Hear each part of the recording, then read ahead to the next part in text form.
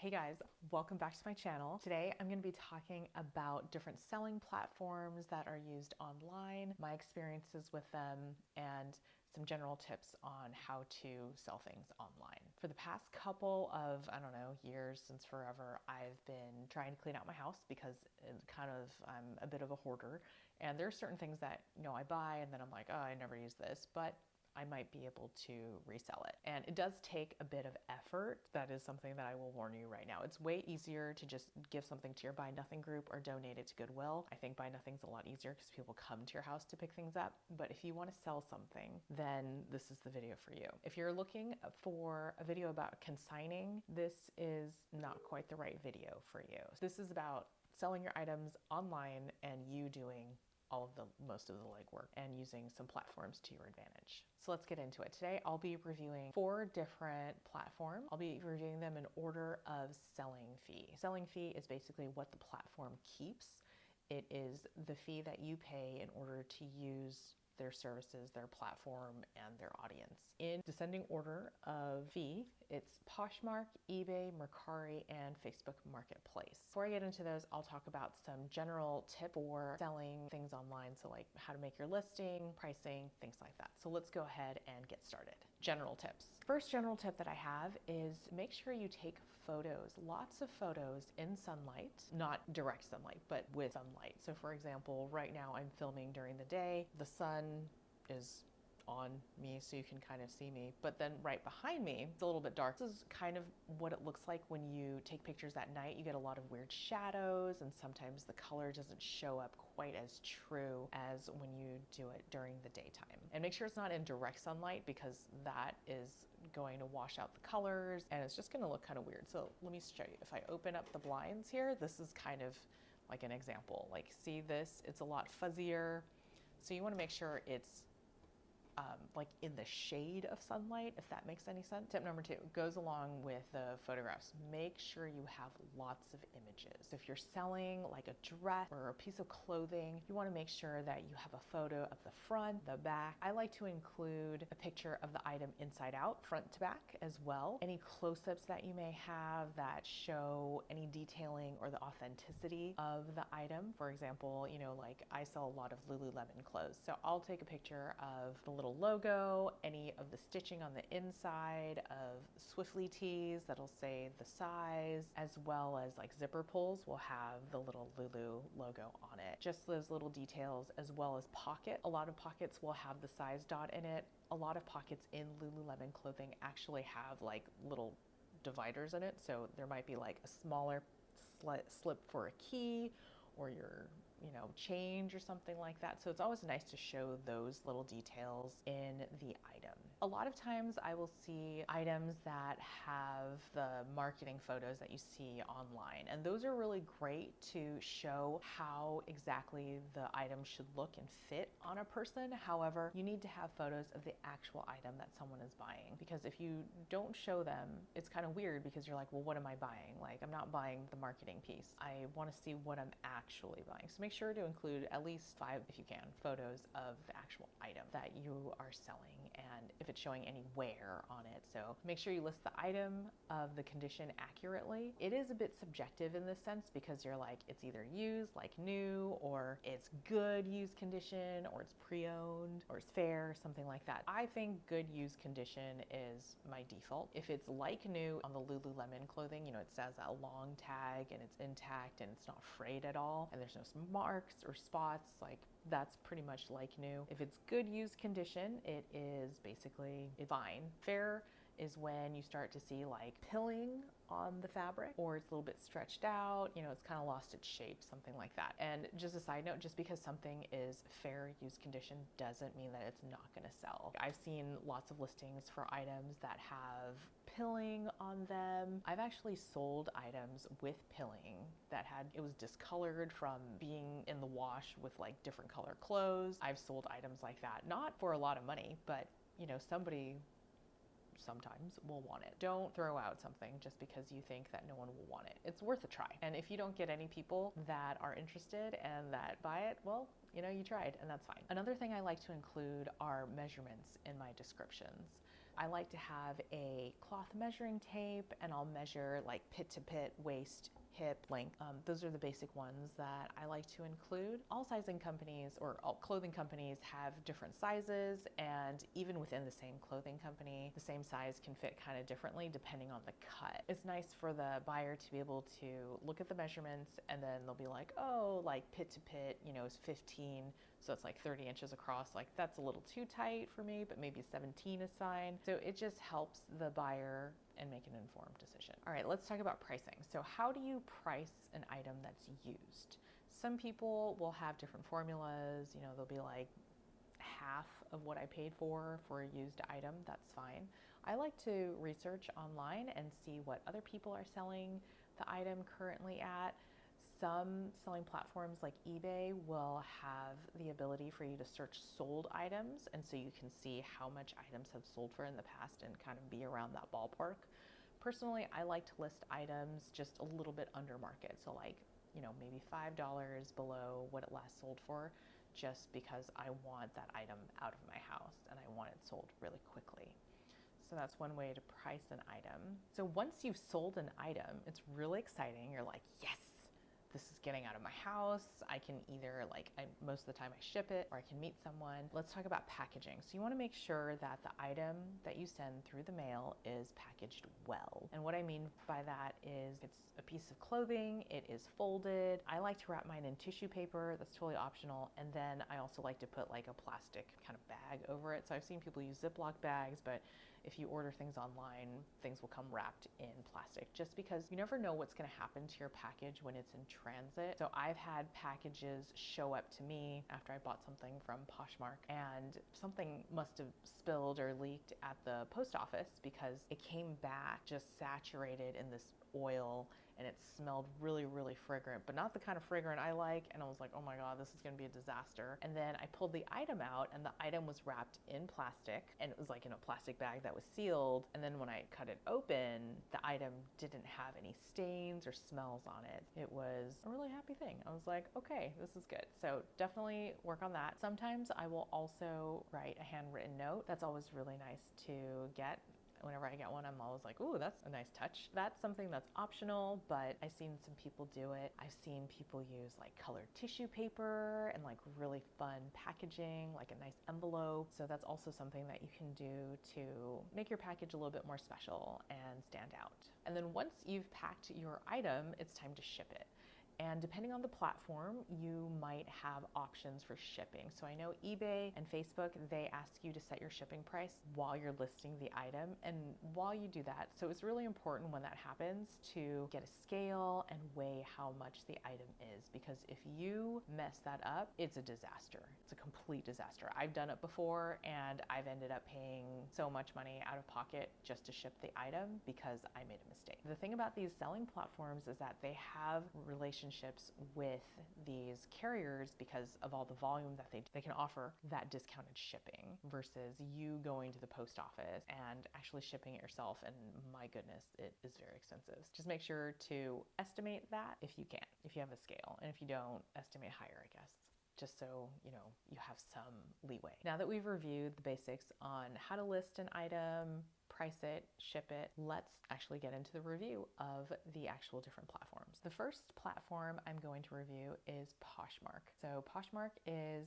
an online platform. There's an app. You can also use it on desktop, and it's mostly clothing, shoes, handbags. And I think it started off originally as like a closet clean out for very fashionable people. I like to use the app just because it's easier to take photos and upload it onto the site. Some pros that I love about PoshMark are that the search functionality is awesome. So you can search by brand, and then from there you can search by, it's defaulted to like recently listed. So you see the newest items that have been listed. You can also sort by price. So you can sort by lowest to highest. You can sort by keyword. Their search functionality is just outstanding compared to the other ones. In terms of you listing the items, they have really robust descriptions. So you can include up to 17 photos and you can write a really, really long description. When I'm describing something, I like to put, how I would use it. So people get an idea of when would they use this kind of item? Because studies have shown that when people can imagine themselves using an item, they're more likely to buy it. For Poshmark, if you have a question about an item, you can comment on it and ask the seller, and this is public so anyone can see those comments. So you're not going to receive a message that's asking you for the measurements or for the width of a pair of shoes over and over again. Someone can just read the comments and see your response. So it's really important to keep on top of those comments. And then you can offer a lower price just to people who like your item.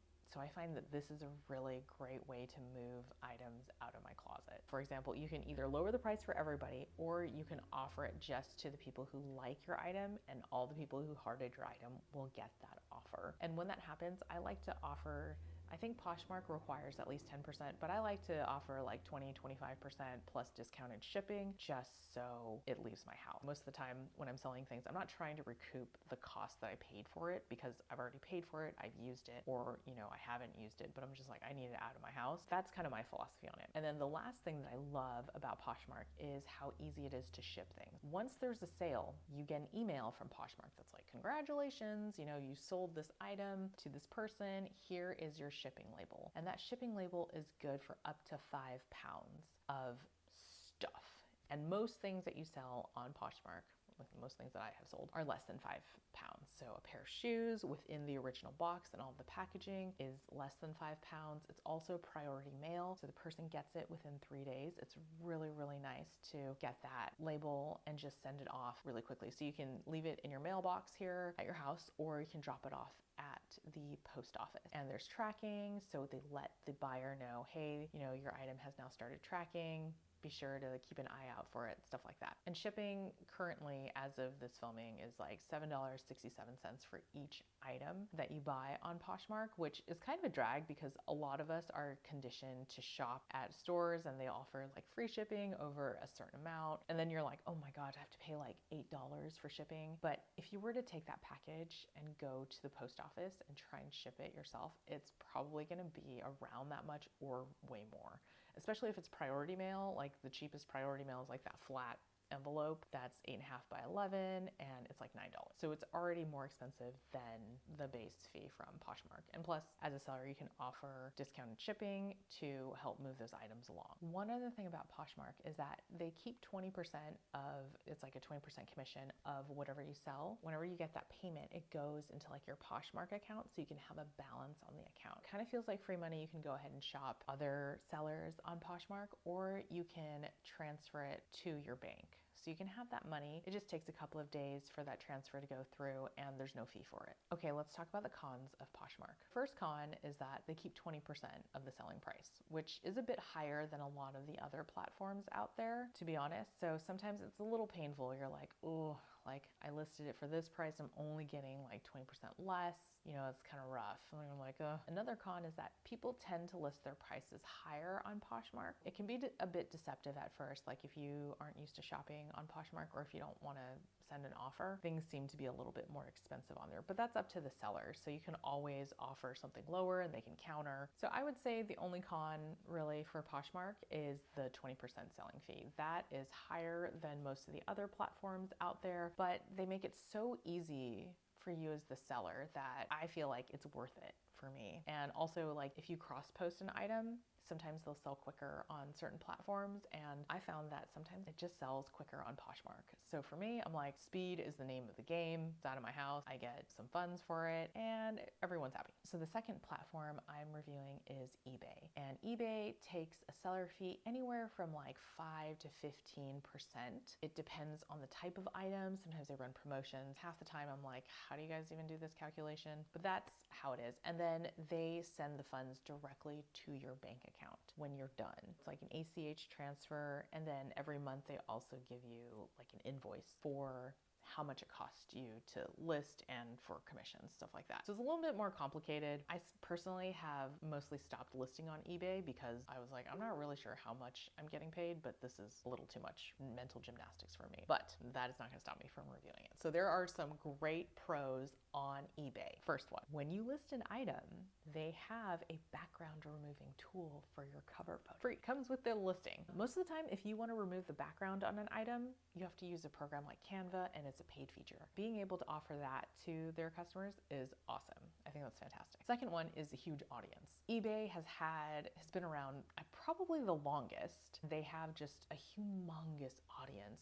full of people. So tons of people are searching. They have great search, filters, sorting. This is the platform that I go to see how much things have sold for in the past, and then that's how I price my items accordingly. And then one other thing that I see on eBay that I don't see very often on other platforms is the ability to accept returns. As a buyer, this is really great because sometimes I'm like, I don't know if this is gonna work out. It's really nice to be able to return the item. Sometimes there's free return shipping, but not always, but that's fine. You know, I'm happy to pay a nominal fee to send the item back to the seller so they can take it back and try and sell it again. I've returned like a gold necklace as well as a skirt before, and I've had no problems. I think that is a really, really good thing for buyers and then for sellers too. Sometimes, you know, people are running a boutique. Returns are just the cost of doing business. The cons of eBay, so first of all, that selling fee, like who knows what it is half the time. You don't really know until you get that invoice like a month later or something. So it's really confusing to me. I don't really like that. I'm sure it's really transparent to some people, but to me, it's a little bit of a mystery. And then one thing that happened to me that like really pissed me off about eBay was that I listed a pair of brand new Ray-Ban sunglasses that I got as a gift. Somebody flagged it as counterfeit, and there's no recourse for that. So basically, eBay was like, hey, we're pulling this listing. Somebody reported it as counterfeit, which I don't even know how they would even report something. How would you know that's counterfeit? Like, it's authentic. I have like authentication numbers on it. But they were like, don't list this again. If you do, then you will be permanently banned from eBay. And I'm like, okay, so like, that's kind of weird. So I didn't like that there was no appeal the process or anything. It was just like somebody reported it, then I can't ever list it again. It's fine. There are other platforms to list out there, but it was left a little bit of bad taste in my mouth. I didn't really like it. The third platform I'm going to review is Mercari. So this one is available on web as well as an app, and they take a 10% selling fee, and they also have a very similar model to PoshMark where you sell something, the buyer has to accept it, and then you get the funds in a balance on your account. So you can use that account to shop some more, or you can transfer it back to your bank so you have the cash. Let's talk about some of the pros of Mercari. So Mercari, to me, the biggest pro is that I see all kinds of things being sold on there. There are electronics, clothing, shoes. I've seen cars on there, dolls, whatever you can think of, I've seen a listing for on Mercari. That means that the audience is really varied, tons of people, you have potential, tons of eyeballs looking at your stuff, and it might be able to move out of your house quicker. Mercari does have a few cons, so since it is the marketplace for pretty much everything on the planet, their search functionality isn't that great. So you can't search by brand, and if you type in, for example, I was like Lululemon jacket, right? There were all of these results that weren't Lululemon. It was like black jacket. Oh my gosh, like this is not what I want. And then if you sort from lowest to highest, you get all these random results too. The search feature isn't great on it, but things still get sold on there. So I guess it gets to the right people at the right time. All in all, I like Mercari. I've sold some interesting stuff on there that didn't really sell on eBay or definitely not on PoshMark. They do have a local pickup for $7.99, so that is something new. I haven't tried that yet. I think it's a good platform for all the random things in your house that you might want to sell. So the final platform that I'm reviewing is Facebook Marketplace. Is the lowest selling fee of all of them. It's 5%, which is fantastic. You also have the ability to meet up in person. So let's go over some of the pros of Facebook Marketplace. One is that you can list just about anything. So it's kind of like Mercari, like anything goes. You can list it, there's no fee to list. You can upload like 10 images, which is great. And then you put in your description, you can select which groups it'll be listed in. I normally don't list in any particular groups. I just put it out into the marketplace and see what happens. You can also filter on their search like shipping only, local only, or shipping and local. This is one of those platforms where you have to weigh your item and choose your shipping as at the time of listing. You can choose USPS or UPS after an item weighs more than a pound. Some people are really particular about which carrier they use, and I feel like this is really great. At the time that I filmed this, it was really cheap. It was like 1 to 2 pounds. USPS was like $9.75 and UPS was like $8.90. So that is way cheaper than if you were to go to the UPS store and try and ship something that's a pound for $8.90. Like, it just wouldn't happen. Another pro is that generating a tracking label is really easy when somebody buys something online. It'll have a button that's like, hey, congratulations, in your email, tap this button to create a shipping label, and it'll create a shipping label for you. So you can just slap it on the item and it goes to the buyer. And basically you get paid once that item is delivered to the buyer.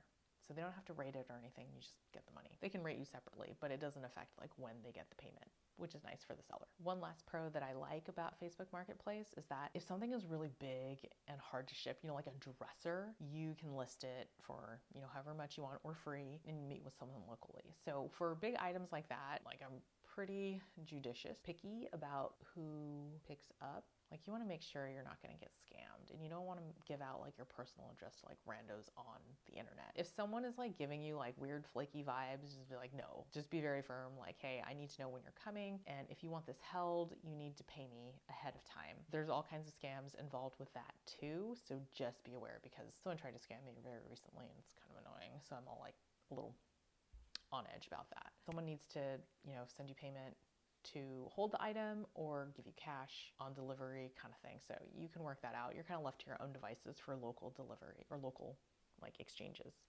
And then there's no selling fee, which is really great. I like to meet up with people in public places, police stations, transit centers, anywhere with lots of cameras. So for example, I met this lady on Mercer Island, which is really close to me, and it was at the Park and Ride.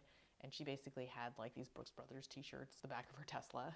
And I was like trying them on at the Park and Ride. I was wearing a tank top, so it was fine. And then I just gave her cash afterward. That worked out really well. So it just depends on if your spidey sense is tingling, like, this person's kind of shady, like, you can just stop engaging with them. So all in all, it's really good to explore all these different selling platforms. I like to cross-post items just to see which platform the item will sell quicker on. Make sure if you do that, just say cross-post at the very bottom, just so people know that it's on a different platform. Another safety tip is if you are going to be selling items online, make sure to keep all of your communications and transactions on that platform. For example, if you offer shipping on an item on Facebook Marketplace and somebody sends you a message and they're like, can I get your number so I can text you?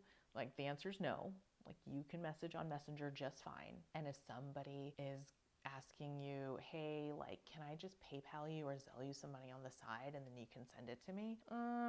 Like, I'd rather just go through the platform, just because then you're protected and that platform has a record of what's going on, to be on the safe side. So I know some people are totally fine, like, going outside of it, especially if you know someone, that's okay. But if you don't, it gets a little sketchy, just because I've had somebody try and rip me off before, and it was this whole like, I'll pay you through like Zelle, but let me send you this email that's in your spam folder kind of thing. And I was like, nah, I'm good. I don't need this anymore. I hope this video was helpful for those of you who are looking to sell your items online. There are many selling platforms out there, and I've used a couple others like OfferUp and stuff like that. Just make sure to list your items honestly, price them fairly, and stay safe. Thanks so much for watching, guys. See you later.